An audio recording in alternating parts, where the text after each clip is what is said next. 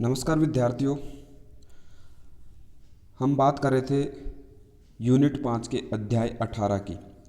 पिछले वीडियो में हमने पढ़ा कौन कौन से टॉपिक कि तेल उत्पादक जो पादप है उनमें तेल पाया जाता है, जटिल कार्बनिक पदार्थ पाया जाता है और जल में वो अविलय है, सामान्य ताप पर द्रव या ठोस अवस्था और ठोस अवस्था के रूप में रहता है।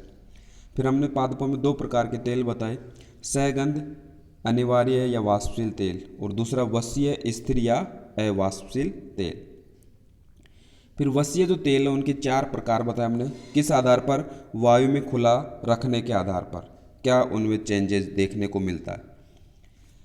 फिर जो तेल उत्पादक पादप थे उसमें से एक पादप लिया था हमने सरसों, तो उसमें कुछ सामान्य परिचय सरसों के बारे में, उसके बाद में उसकी उत्पत्ति व उत्पादक देश, फिर पादप से संबंधित कुछ लक्षण लिए, एक विशेष नोट पढ़ा हमने गंधक युक्त यौगिक है, उससे तीखी गंध आती है।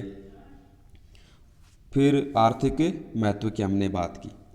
उसके बाद में जो दूसरा जो अपना तेलीय पादप था मूंगफली चीनी बादाम जिसको बोलते हैं, इसका वानस्पतिक नाम लिया हमने एरेकिस हाइपोजिया, कुल लिया फेबेसी या लेग्यूमिनेसी, उपकुल पेपिलियोनेटी और तेल के लिए जो उपयोगी पादप भाग है वो कौन सा है? बीज है। तो यहाँ तक बात हुई थी पिछले वीडियो में अध्याय 18 के पार्ट फर्स्ट में। आज हम बात कर रहे हैं अध्याय 18 का पार्ट सेकंड। तो टॉपिक चल रहा था अपना कौन सा? मूंगफली। तो सामान्य परिचय पढ़ा मूंगफली के बारे में, वानस्पतिक नाम, कुल, उपकुल और तेल का के लिए उपयोगी पादप भाग वो कौन सा है? बीज। फिर हम बात करें इसकी उत्पत्ति व उत्पादक देश। तो जो मूंगफली है उसकी जो उत्पत्ति है वो ब्राज़ील दक्षिण अमेरिका है उसमें मानी गई है। उत्पादन कहाँ पर होता है? विश्व के सभी शीतोष्ण और उष्ण कटिबंधीय जो क्षेत्र हैं वहाँ पर इसका उत्पादन है। उत्पादन की दृष्टि से हम देखें विश्व में भारत का प्रथम स्थान है। फिर मूंगफली का जो पादप है उससे संबंधित कुछ सामान्य लक्षणों की हम बात करें तो कैसा पादप है ये? एक वर्षीय शाक पादप है। मूल किस प्रकार की पाई जाती है? मूसला मूल पाई जाती है। एक विशेष यहाँ पर प्रश्न है क्या कि जो पहले भी हमने बात की लेग्यूमिनेसी जो कुल है, इस कुल के जो पादप हैं उनमें सहजीवी जीवाणु है जड़ों में, मूसला मूल तंत्र में जड़ों में एक सहजीवी जीवाणु पाया जाता है, कौन सा? राइजोबियम। तो ये जो राइजोबियम है ये विशेष लक्षण है इस कुल का या मूंगफली के संदर्भ में हम बात करें तो। फिर पादप से संबंधित और लक्षण देखें हम। पुष्प इसका कैसा है? धनात्मक गुरुत्वानुवर्ती फलधर है। एक संरचना है फलधर, वहाँ पर पुष्प इसका विकसित होता है, ठीक है। और फलधर एक गुरुत्वानुवर्ती धनात्मक गुरुत्वानुवर्ती विकसित होने वाली संरचना है। तो इसका अर्थ क्या हुआ कि जब परागण हो जाएगा उसके बाद जो फलधर है वो किस में प्रवेश कर जाएगा? मृदा में प्रवेश कर जाएगा। अतः हम मूंगफली के फल का प्रकार देखें तो वो कौन सा है? अंतःभूमि का। परागण की हम बात करें मूंगफली में तो स्वपरागण होता है। फल की हम बात करें तो फल का जो टाइप है वो कौन सा है? लोमेंटम। खरीफ किस रूप में फसल किस रूप में? खरीफ फसल के रूप में। तो ये तो हुई पादप से संबंधित लक्षण मूंगफली के। फिर नेक्स्ट मूंगफली का जो तेल है उस तेल के हमें लक्षण देखें, तेल के गुण देखें तो मूंगफली का जो तेल है अशुष्कन खाद्य तेल है। पीछे जो हमने ग्रुप पढ़ा किस आधार पर? तेलों को वायु में खुला रखने के आधार पर, तो उसमें एक टाइप था कौन सा? अशुष्कन। तो मूंगफली का जो तेल है वो कौन सी श्रेणी में आता है? अशुष्कन खाद्य तेल की श्रेणी में। अब इनमें क्या होते हैं? वसीय अम्ल होते हैं। जो पादप है उनमें कौन से अम्ल है? वसीय अम्ल। तो वो वसीय अम्ल कौन कौन से हैं मूंगफली के तेल में? ओलिक एसिड है 56%, लिनोलेनिक अम्ल है 25%, पोमेटिक एसिड है 6 से 12% और कुछ मात्रा में एरेकेडिक अम्ल भी पाया जाता है। तो ये वसीय अम्ल हो गए मूंगफली के तेल में पाए जाने वाले। टाइप हो गया कौन सा? अशुष्कन खाद्य तेल। मूंगफली का जो तेल है उसमें फास्फोरस की मात्रा भी पाई जाती है और कुछ विटामिन भी पाए जाते हैं, जैसे थियामिन है, राइबोफ्लेविन है, नियासिन है। ये सब मूंगफली के तेल में उपस्थित है। उन्नत किस्में हैं, विशेषकर राजस्थान के संदर्भ में हम बात करें तो RS1, RSB 87, AK 12, choice MA 10, Chandra और गिरनार, ये कुछ उन्नत अच्छी किस्में मूंगफली की उनके नाम हैं। फिर हम बात करें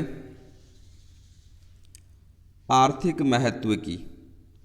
जो मूंगफली का जो पादप है उससे हमें क्या क्या लाभ है, क्या उसके आर्थिक महत्व या उपयोग हैं।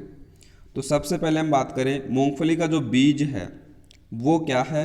अत्यंत पोषक पदार्थ है, वो पोषक तत्वों से बहुत ज़्यादा मात्रा में पाए जाते हैं।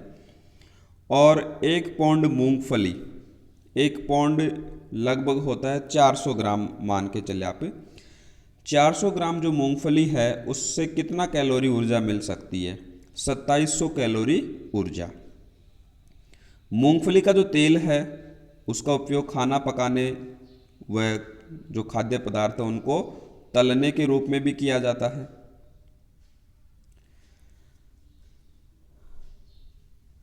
तो 2 उपयोग हो गए। तीसरा उपयोग है तेल का जो हाइड्रोजनीकरण है।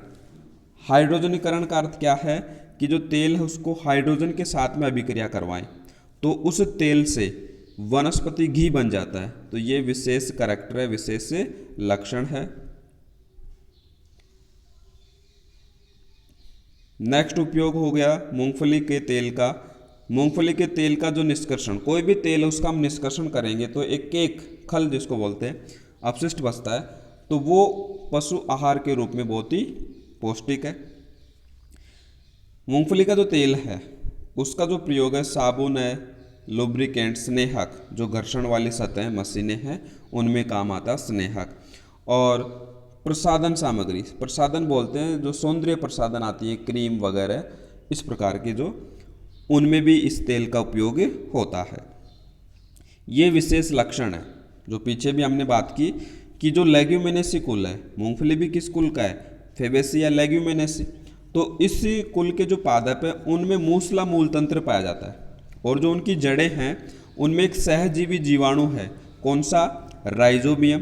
तो इस जीवाणु की उपस्थिति के कारण मूंगफली का जो पादप है उसको फसल चक्र, फसल चक्र का अर्थ क्या है? फसलों को बदल बदल करके बोना। क्यों? क्योंकि अलग अलग जो फसलें हैं उनकी आवश्यकता, पोषक तत्वों की आवश्यकता अलग अलग होती है। तो यदि हम बार बार एक ही फसल को बोते रहेंगे खेत में तो पोषक तत्वों की कमी हो जाएगी। तो फसलों को बदल बदल करके बोना, कभी तिलहन वाली हैं, कभी दलहन वाली हैं, कभी अनाज वाली हैं, ऐसे फसलों को बदल बदल करके उगाना, वो कहलाता है फसल चक्र। और दूसरा मिश्रित फसल, 2 से ज़्यादा फसल हैं वो एक साथ विकसित करते हैं हम, तो वो हो गया मिश्रित फसल। तो ये किस कारण से कर पा रहे हैं? क्योंकि इनमें क्या है? राइजोबियम जीवाणु, जिससे नाइट्रोजन का स्थिरीकरण होता है, नाइट्रोजन की पूर्ति हो जाती है। तो इसलिए इसको फसल चक्र और मिश्रित फसल के रूप में भी उगाया जाता है। मूंगफली में जो प्रोटीन है उससे एक कृत्रिम रेशा बनाया जाता है और उसका नाम क्या है? ऑर्डिल। तो इसकी प्रोटीन से कृत्रिम रेशा ऑर्डिल भी बनाया जाता है। नेक्स्ट जो इसका महत्व या उपयोग है, जो तेल है उसको कीटनाशकों के साथ में मिला करके तेल का जो विषाक्तता है, जहरीलापन है, कीटनाशकों की जो विषाक्तता है उसको बढ़ा सकते हैं। कैसे? जैसे मान लो कीटनाशक है रोटिनॉन और निकोटीन, ये कम घातक है मान लो कीटों के लिए। अब कीटों के लिए अधिक घातक बनाने के लिए यदि इसमें मूंगफली का तेल मिला दें तो ये जो कीटनाशक है वो क्या हो जाएंगे? अधिक विषाक्त हो जाएंगे। तो इस प्रकार से भी इसका उपयोग किया जाता है। और हमने बात की कि जो मूंगफली है पोषक है, प्रोटीन से भरपूर है, तो इसको प्रोटीन की कमी हो जाए मनुष्य में तो उसको सप्लीमेंट, पूरक के रूप में भी लिया जाता है। कैसे लिया जाता है? जो मूंगफली है उससे तेल निकालते हैं, तो जो अच्छी किस्म की जो खल है, खली जिसको हम बोलते हैं, उसको पाउडर बना करके पीस करके और मनुष्य द्वारा प्रोटीन की पूर्ति करने के लिए सप्लीमेंट के रूप में भी लिया जाता है। तो ये बात हुई अपने दूसरे पादप की। तो अभी तक हमने दो पादपों की बात की। कौन से? तेल उत्पादक पादप। एक तो सरसों और दूसरा जो पादप है वो कौन सा है? मूंगफली। उसके बाद में जो तीसरा जो पादप आता है वो है नारियल, श्रीफल। नारियल का जो वानस्पतिक नाम है वो है Cocos nucifera. Cocos nucifera. Cocos जो शब्द है वो किससे बना है? कोको शब्द से बना है। जो कोकोस इसके वंश का नाम है वो किससे बना है? कोको, जो कि एक क्या है? पुर्तगाली शब्द है।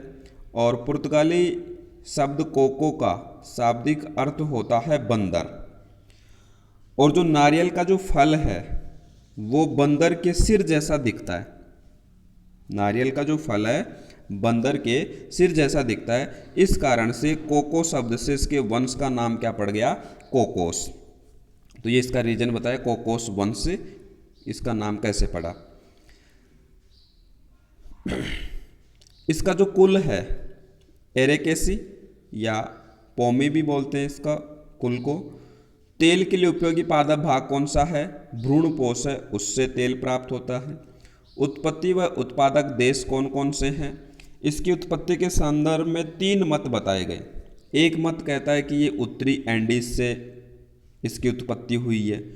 दूसरा मत कहता है कि जो अमेरिका के तटवर्ती क्षेत्र हैं उनसे इसकी उत्पत्ति हुई है। और तीसरा मत कहता है कि एशिया के कुछ भाग है वहाँ से इसकी उत्पत्ति हुई है। तो ये कोई विशेष नहीं है। ये जहाँ भी हम टॉपिक पढ़ रहे हैं किसके बारे में? उत्पत्ति व उत्पादक देश के बारे में। तो ये इतना महत्वपूर्ण नहीं है अपने बायोलॉजी के अनुसार यदि हम देखें तो। वैसे सामान्य जानकारी आपको ध्यान में रखनी है। कहाँ पर उत्पन्न या उत्पादकता इसकी हो सकती है? आर्द्र और उष्णकटिबंधीय जो क्षेत्र है उसकी ये फसल है, और अधिकांश रूप से इसको तटीय क्षेत्र है वहाँ पर उगाया जाता है। तो तटीय क्षेत्र और आर्द्र उष्णकटिबंधीय जो क्षेत्र हैं वहाँ पर ये अधिक उत्पादित होता है। अब यदि पूरे विश्व में हम देखें तो इंडोनेशिया और फिलीपींस के बाद में भारत का तीसरा स्थान है उत्पादन की दृष्टि से। और भारत में भी हम विशेष रूप से राज्यों की बात करें तो भारत का 46% उत्पादन केवल अकेला एक राज्य करता है, केरल। फिर हम बात करते हैं पादप से संबंधित कुछ लक्षण।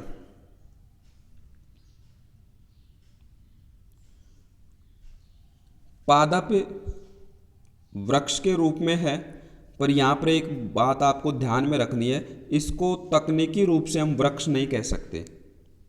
वृक्ष के रूप में तो दिखता है पादप, पर तकनीकी रूप से वृक्ष नहीं कह सकते, क्योंकि इसमें जो शाखाएं हैं वो विकसित नहीं होती, और वृक्ष में शाखाएं हैं वो परिभाषा है मुख्य रूप से।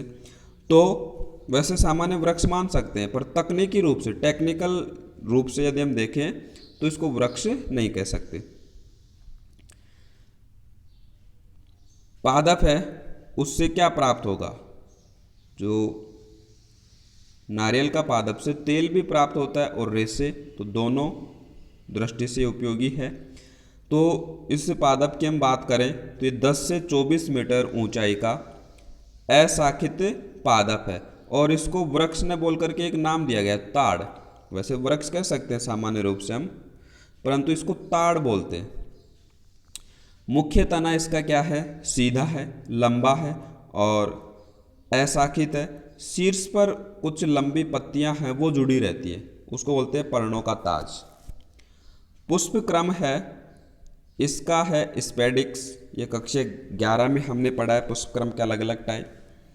जो शीर्ष पर जाकर के झुंड बनाते हैं, स्पेडिक्स। पुष्प कैसा है? एक लिंगी, परंतु पादप द्विलिंगाश्रयी है। पुष्प तो एक लिंगी है, एक ही जो जननांग है वो एक पुष्प पर उपस्थित रहेगा, लेकिन पादप पर दोनों प्रकार के पुष्प हैं, तो इसको बोलते हैं द्विलिंगाश्रयी। निषेचन हो जाएगा, उसके बाद में फल विकसित होगा, और फल विकसित होने में लगभग 1 वर्ष का समय लगता है। परिपक्व जो फल होगा उसमें 1 वर्ष का समय लगता है निषेचन के बाद। फल का टाइप, ड्रुप या अस्थि फल। फल के अलग अलग प्रकार होते हैं, सत्य, असत्य, ड्रुप, नट, पॉम। तो ये ड्रुप या अस्थि फल है, जिसमें क्या है, 3 फल भित्ति हैं। सबसे बाहरी जो फल भित्ति है वो चिकनी है, मध्य फल भित्ति है वो रेशेदार है, और अंत फल भित्ति है वो काष्ठीय है। तो ये 3 फल भित्तियों से मिलकर के नारियल का फल बनता है।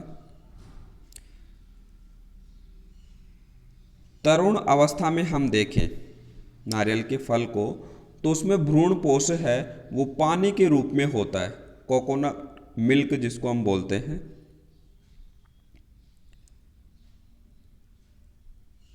तरुण अवस्था में भ्रूण पोष पानी के रूप में, उसको क्या बोलते हैं, कोकोनट मिल्क। और ये जो तरल अवस्था में रहेगा उसको तरल भ्रूण पोष कहते हैं। अब जो नारियल का जो तेल है उसके कौन कौन से गुण हैं?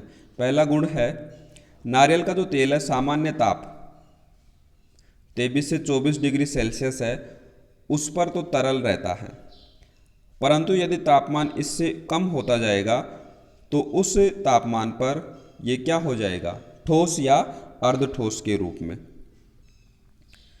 फिर जो वसीय अम्ल होते हैं, जो पादपों से तेल प्राप्त होते हैं, उनमें वसीय अम्ल पाए जाते हैं। तो कौन कौन से वसीय अम्ल हैं नारियल में?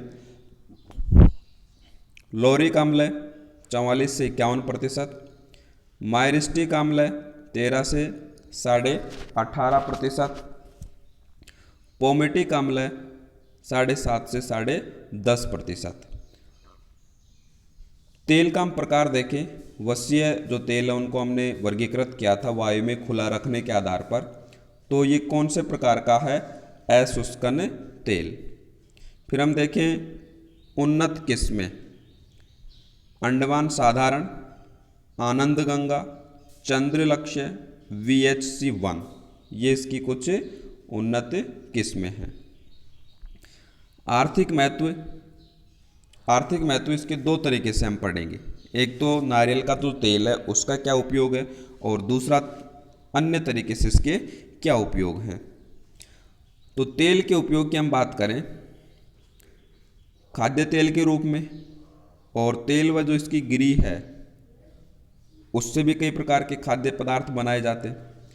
एक हमने पीछे भी बताया कि वनस्पति घी बनाया जाता है, तो इसका जो तेल है उसमें कौन सा हाइड्रोजनीकरण क्रिया द्वारा क्या बना सकते हैं, वनस्पति घी बना सकते हैं।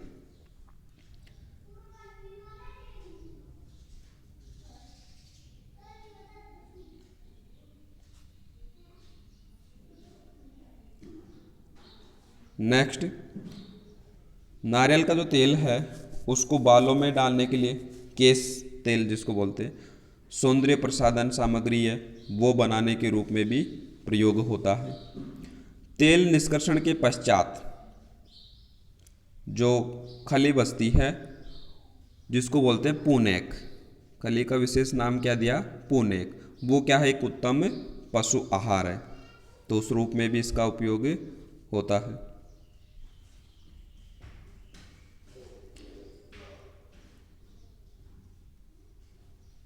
नेक्स्ट है अन्य उपयोग। ये तो 4 उपयोग बताए हमने तेल के रूप में। अन्य उपयोग में हम देखें तो नारियल का जो फल है उसके धार्मिक, सांस्कृतिक, वैवाहिक कार्यक्रम हैं, उनमें नारियल फल का उपयोग किया जाता है, तो उस तरीके से इसका उपयोग हो गया। नेक्स्ट अन्य उपयोग में एक पेय पदार्थ आता है ताड़ी। तो ताड़ी कैसे बनता है, नारियल का जो पुष्प क्रम है उस पर घाव बना दिया जाता है, और उस पुष्प क्रम पर घाव बनाकर एक पेय पदार्थ प्राप्त होता है जिसको क्या बोलते हैं, ताड़ी। एक ये बताया हमने मध्य फल भित्ति। मध्य फल भित्ति है, उससे एक विशेष रेशा प्राप्त होता है जिसको बोलते हैं कोयर रेशा। तो कोयर रेशा है, उससे रस्सियाँ, ब्रुश, झाड़ू, गद्दे ये सब बनाए जाते हैं। तो ये अन्य उपयोग में हो गया। कोकोनट मिल्क जो तरुण अवस्था में तरल अवस्था में पाया जाता है उसको बोलते हैं कोकोनट मिल्क। तो वो क्या है, एक उत्तम और पोषक जो पेय पदार्थ है उसके रूप में हम उसका प्रयोग कर सकते हैं।